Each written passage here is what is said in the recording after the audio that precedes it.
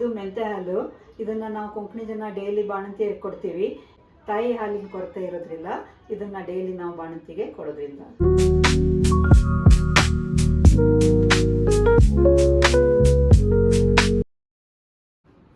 ಎಲ್ರಿಗೂ ನಮಸ್ಕಾರ. ನಾನು ಉಷಾ ಶೆಟ್ಟಿ, ಕನ್ನಿಕರ್ ಬ್ಲಾಗ್ಗೆ ಸ್ವಾಗತ. ಇವತ್ತಿನ ವಿಶೇಷ ಬಾಣಂತಿಯರಿಗಾಗಿ ಮಾಡ್ತಾ ಇರುವಂಥ ಮೆಂತೆ ಹಾಲು. ಮೆಂತೆನ ರುಬ್ಬಿ ಕೊಟ್ಟರೆ ಬಾಣಂತಿಗೆ ಯಾವ ರೀತಿಯಾಗಿ ಹಾಲು ಜಾಸ್ತಿ ಆಗುತ್ತೆ ಅನ್ನೋದನ್ನ ನಾನು ಇವತ್ತು ನಿಮಗೆ ತೋರಿಸ್ಕೊಡ್ತಾ ಇದ್ದೀನಿ. ಬೇಕಾಗಿರೋ ಪದಾರ್ಥಗಳು: ಮೆಂತೆ ರಾತ್ರಿ ಇದನ್ನ ನೆನೆ ಹಾಕಿಟ್ಟಿದೆ. 1 ಟೇಬಲ್ ಸ್ಪೂನ್ ಮೆಂತೆ ರಾತ್ರಿ ಇಡೀ ನೆನಿಬೇಕು. ಬೆಲ್ಲನ ತುರಿದಿಟ್ಕೊಳ್ಬೇಕು. ಇದು ಕಾಯಿ ತುರಿ ಬೇಕಂದ್ರೆ ಉಪಯೋಗಿಸ್ಕೋಬಹುದು. ಕೆಲವೊಬ್ಬರಿಗೆ ಶೀತ ಆಗುತ್ತೆ, ಕಾಯಿ ತುರಿ ಬೇಡ ಅಂದರೆ ಇದನ್ನು ಬಿಡಬಹುದು. ಯಾಲಕ್ಕಿ, ಇದಕ್ಕೆ ರುಚಿ ಕೊಡಲಿಕ್ಕೆ ಯಾಲಕ್ಕಿ. ಇದು ಕಾಯಿ ಆರಿಸಿದ ನೀರು. ಬಿಸಿ ನೀರಿನಿಂದ ರುಬ್ಬಿದ್ರೆ ಮೆಂತೆ ಒಂಥರ ಜಿಗಿ ಆಗಿಬಿಡುತ್ತೆ. ನೀರನ್ನು ಕಾಯಿಸಿ ಆರಿಸಿದ ಮೇಲೆ ಅದರಿಂದ ನಾವು ಮೆಂತೆನ ರುಬ್ತಾ ಇದ್ದೀವಿ. ಮಾಡುವ ವಿಧಾನ: ಮೊದಲಿಗೆ ಮಿಕ್ಸಿ ಜಾರ್ನಲ್ಲಿ ನೆನೆ ಹಾಕ್ಕೊಂಡಿರೋವಂಥ ಮೆಂತೆನ ಹಾಕ್ಕೊಳ್ಬೇಕು. ಸ್ವಲ್ಪ ನೀರು ಹಾಕ್ತಾ ಅದು ಗಟ್ಟಿಯಾಗುತ್ತೆ. ನೀರು ಹಾಕ್ತಾನೆ ನಾವು ಮಿಕ್ಸರ್ಗೆ ಗ್ರೈಂಡ್ ಮಾಡಬೇಕು. ಗಟ್ಟಿ ಆಗ್ತಾ ಬಂದಿದೆ.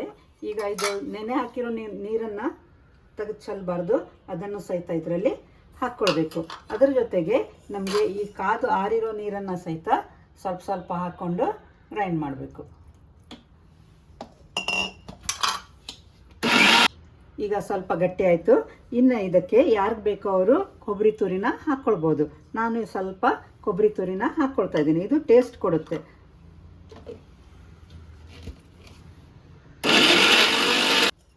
ಇದಕ್ಕೆ ನೀರು ಹಾಕ್ತಾ ರುಬ್ಬಬೇಕು. ತುಂಬ ಗಟ್ಟಿ ಆಗ್ತಾ ಇದೆ. ಈಗಿದು ನೀರು ಹಾಕ್ತಾ ರುಬ್ಬಬೇಕು.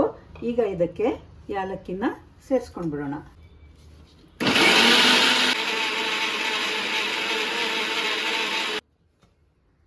ನೋಡಿ, ಸಣ್ಣಗೆ ಹೆಚ್ಚಾಗ್ತಾ ಇದೆ ಮೆಂತ್ಯ. 1 ಸ್ಪೂನ್ ಮೆಂತ್ಯ ಎಷ್ಟೊಂದಾಗಿದೆ ನೋಡಿ, ಇಷ್ಟು ಗಟ್ಟಿ ಇದೆ. ಇನ್ನೂ ಇದನ್ನು ಕುಡಿಲಿಕ್ಕಾಗೋಲ್ಲ.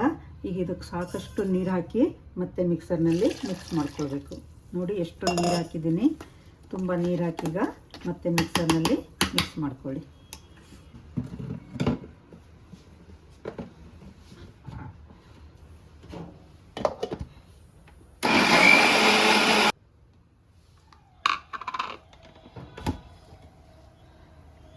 ಈ ರೀತಿ ಆಯಿತು.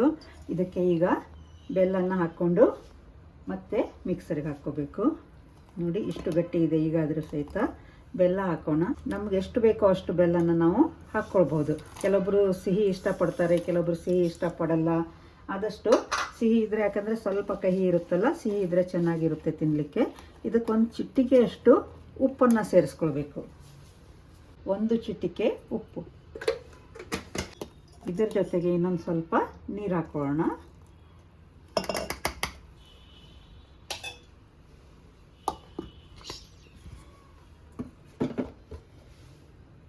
ನೋಡಿ, ಮೆಂತೆ ರುಬ್ಬಿ ಆಯಿತು. ಇನ್ನು ಇದನ್ನು ನಾವು ಒಂದು ಪಾತ್ರೆಗೆ ಹಾಕ್ಕೊಳ್ಬೇಕು.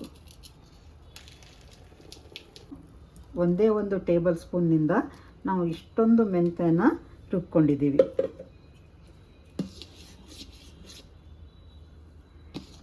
ಇಷ್ಟು ಗಟ್ಟಿಯಾಗಬೇಕಾದ್ರೂ ಕುಡಿಬೋದು.